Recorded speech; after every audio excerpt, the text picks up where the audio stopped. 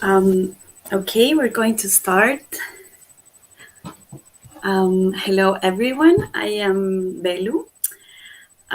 This is our second video of art history of women artists.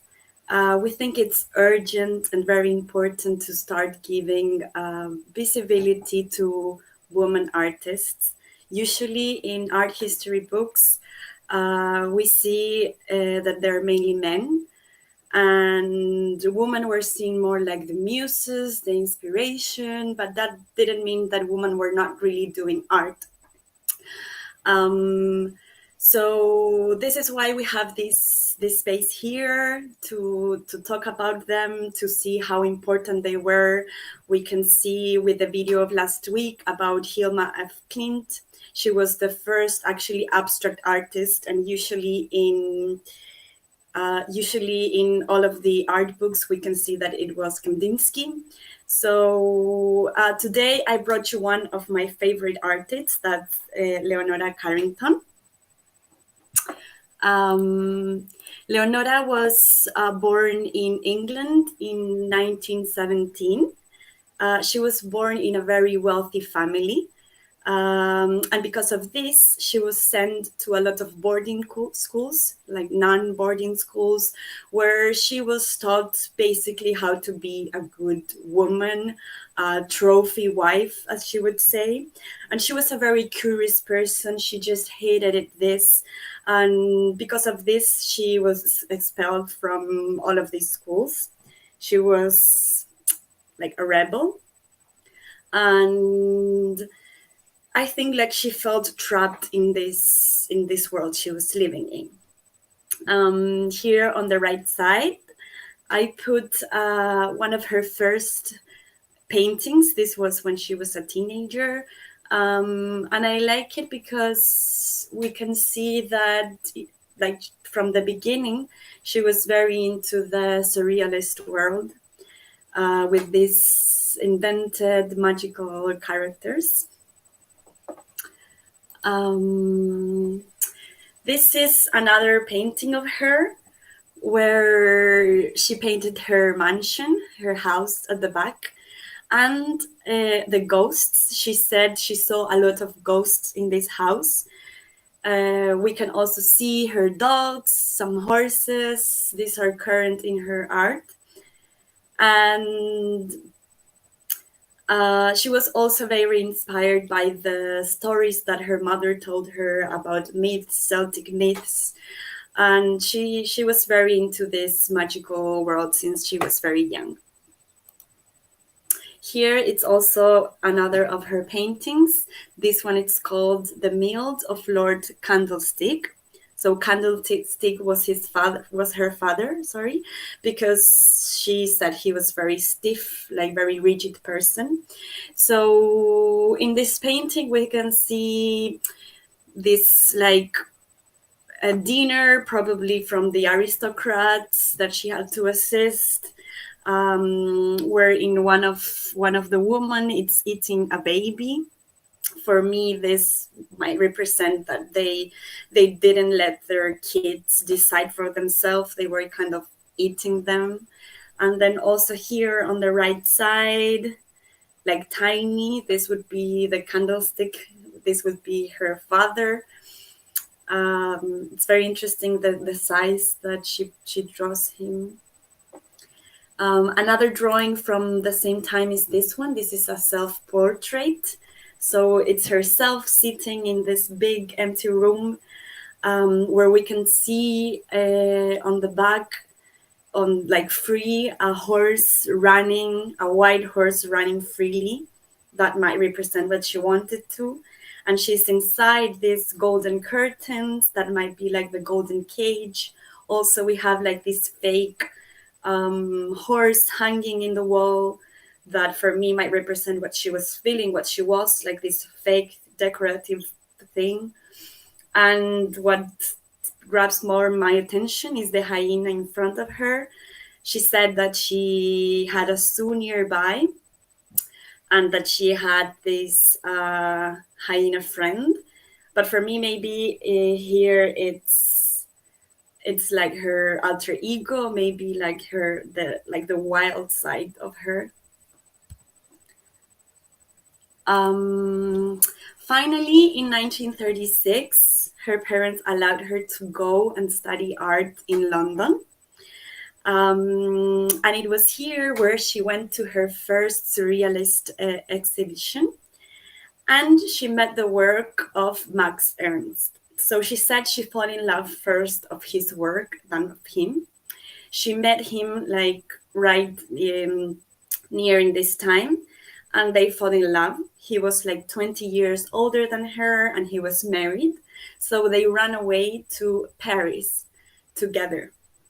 And it was this time in Paris where she became part of the surrealist painters. So she met here Picasso, Dali, Duchamp, and Miro, and well, many others.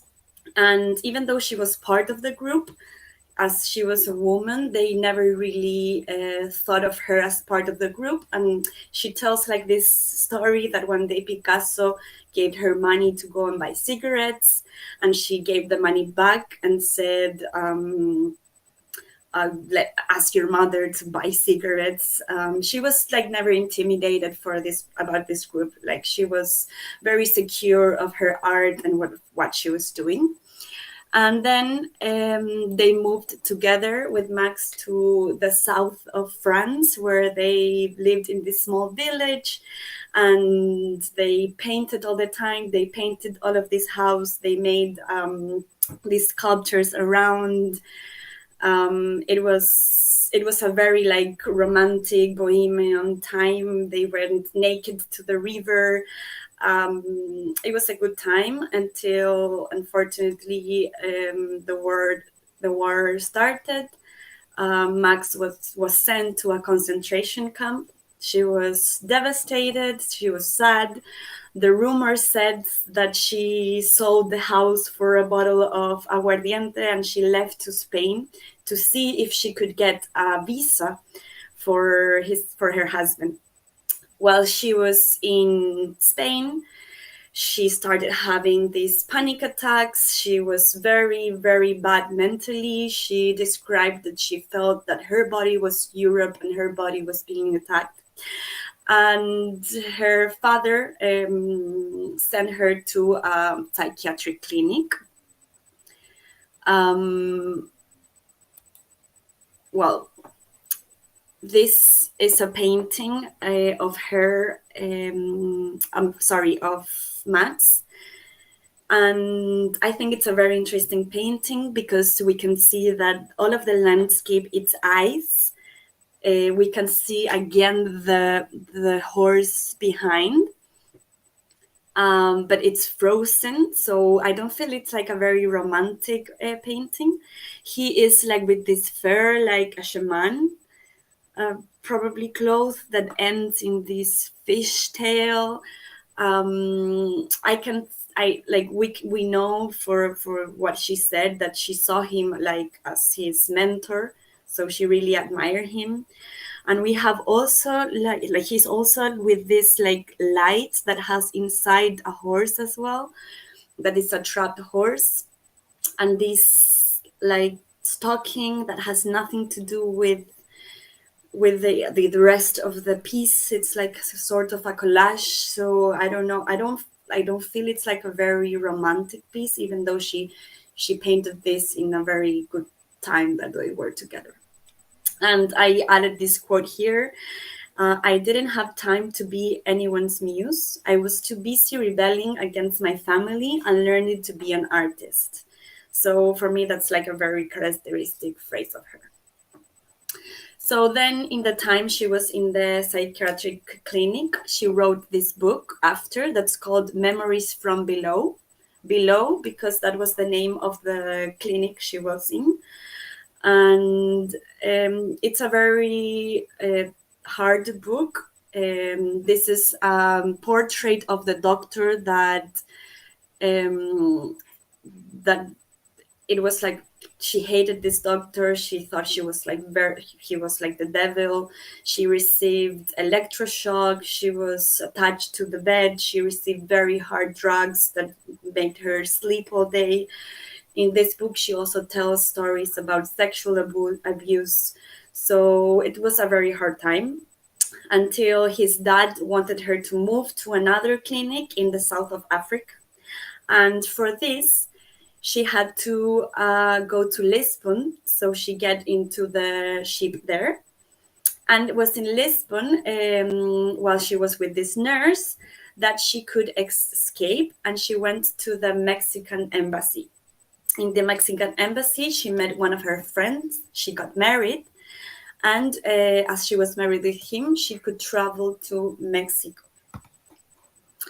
So when she arrived to Mexico, it's like her life changed. She did this painting there. It's a representation of her flying from this ruined land. We can see everything is broken here. And she has their horse again in her head now, maybe like the freedom. And she's touching with her finger this new land.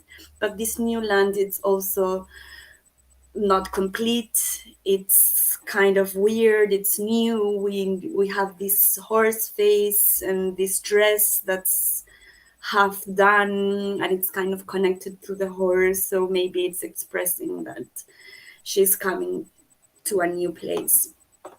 So while there in Mexico, she got divorced of her friend because they knew this was like just a marriage so she can travel. And she met a Hungarian photographer. She fell in love and she married him. They had kids together. And it was actually here in Mexico where her art started developing, even though, of course, she had the art history before. But she described Mexico as a very magical place. So it was very helpful for her because she was a very magical person. So she got very inspired by the markets. She said the colors, the women that were embroidering and making these beautiful carpets. This is a mural that they asked her to make about the Mayas world. It's called The Magical World of the Mayas. And she got very into the cultures. She studied a lot. So she included all of the elements of the Mayas world, the snake, we have the moon, the sun, the infra world. And it's also mixed with the European invasion. We can see the crosses here. But it's like very in her style too, like with her touch, of course. So even though she admits that she was very influenced by her ex-husband Max, there's like this funny story that this woman, Peggy Guggenheim, she was like a famous collectionist, and she went to visit them when they were still married because she was buying stuff to make her collection. And while she was walking around the studio, she saw this painting that she loved. She said, I want to buy this.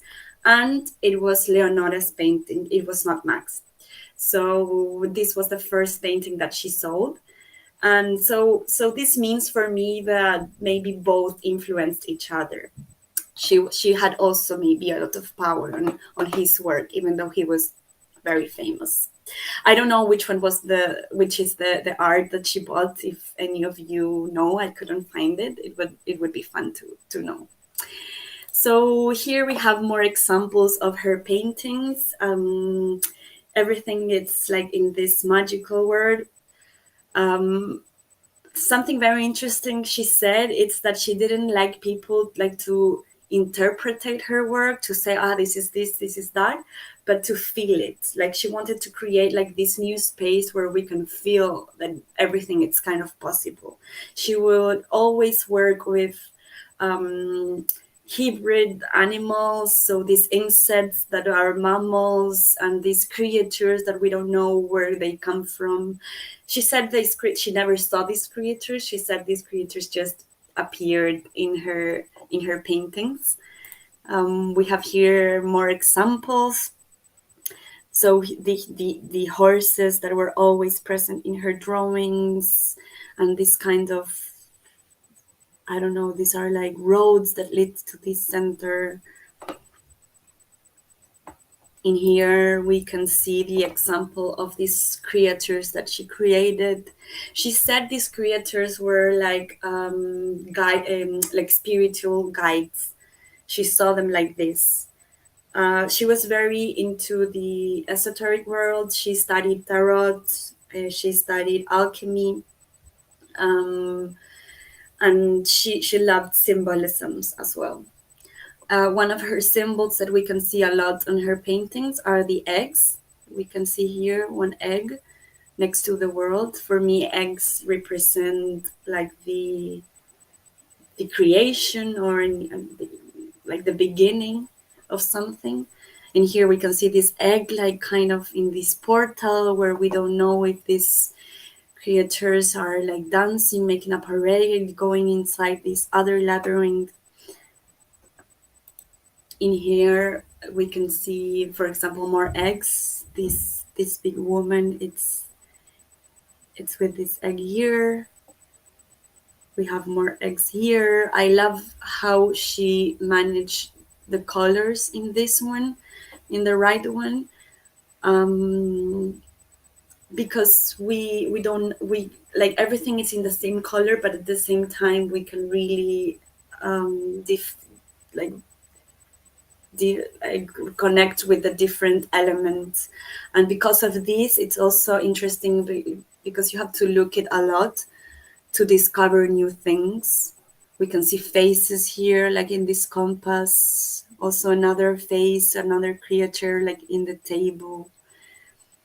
Also like the horns of these animals become part of, I don't know if this is a wall or a tree. It's still very magical.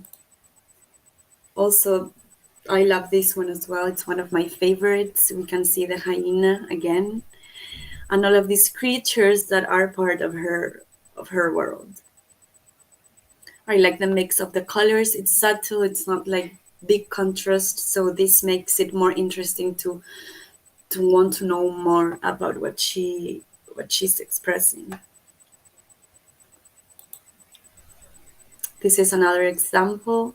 In here, we know that these two kids are her sons, and they are like in this type of ritual, I don't know, with this priest or this superior that's maybe teaching them something. We have this dancing person coming out from this light room, and also like the clouds inside, so we don't know if it's really inside or outside. In here we have another example of these magical creatures. She has, I don't know, 3 heads or 2 heads, and we don't know where really to look at, and that's what like interested me. Like I don't know where to go. It's like a dancing somehow. I put these two together because this one on the right is Remedios Varo, and this one on the left is Leonora. And usually people think they are the same artist, but they are not. But they were very close friends, so it makes sense that maybe they were also influenced from one another. But like they told that they never really talked about art or anything. They had like this very normal friendship where they would talk about random things, about food, their kids, whatever. But still we can see that there's like an influence or a similitude in the magical world. Also, I can compare her with El Bosco. I know that she was also like very inspired by El Bosco, so I chose this painting that they are representing the same situation, that are the temptations of Saint Anthony. It's kind of similar the way they painted the river. We have in both cases the pig here, the kind of shape of how he's sitting, even though Leonora has three faces and it's bigger, there is a similitude in the oniric world. Also, Leonora didn't do only paintings. She writes. She was also a writer. She has a lot of books with collaboration with different people. She also made sculptures, especially on her last days. She didn't do the sculptures herself. It was like a group of people. She did the designs, but she was very like on top of it, and she like made live these creators. She also did theater, so her creators were alive as well in another way. There's also a funny story where one of these sculptures were stolen, and everyone was in panic.